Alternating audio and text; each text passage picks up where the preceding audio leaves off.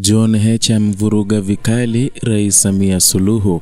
Hujambo na karibu kwa taarifa zetu za Kenyascope, na kumbuka kusubscribe.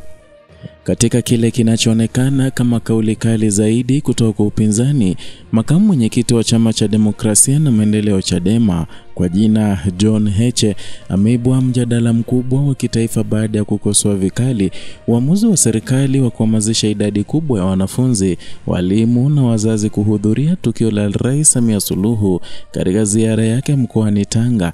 Ziara hii imetangazwa kufanyika tarehe 29 Septemba mwaka huu katika viwanja vya Usagara Sekondari kuanzia saa 2 asubuhi, huku wananchi wakiomba kufika wakiwa na mavazi ya nyumbani. Kauli ya Heche imeibua mijadala mitandaoni na kwenye majukwaa ya kisiasa, ikizingatiwa kuwa tukio hili linasababisha mabadiliko makubwa kwenye ratiba za masomo.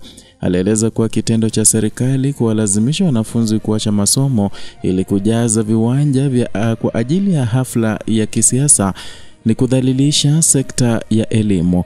Heche alisisitiza kuwa wakati watoto wa viongozi wanapata elimu katika shule za kimataifa bila usumbufu, watoto wa kawaida wanalazimishwa kuhudhuria matukio yanayolenga maslahi ya kisiasa, na ni jambo ambalo linaathiri haki ya msingi ya kupata elimu bila vikwazo. Zaidi ya kuangazia masuala ya ratiba, Heche alionyesha wasiwasi wake kuwa hatua kama hizi zinaweza kuathiri mustakabali wa taifa kwa kuwapoteza watoto muda wa masomo. Alionya kuwa kuvuruga ratiba za kitaaluma kwa ajili ya kuonyesha umashauri wa kisiasa ni kuipa sekta elimu changamoto isiyo ya lazima, na ni jambo ambalo linaweza kuwa na matokeo mabaya kwa vijana wa taifa na maendeleo ya nchi kwa ujumla.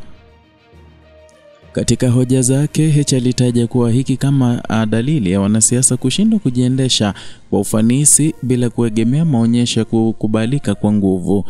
Alionyesha kuwa kutumia watoto kujaza viwanja na kupiga picha ni ishara ya upungufu wa hoja za kisiasa na hatari kwa mustakabali wa kizazi kijacho. Wachambuzi wa siasa wanasema kauli hizi zinaweka shinikizo jipya kwa serikali kuhakikisha kuwa matukio ya kitaifa hayaingilii shughuli muhimu za kielimu.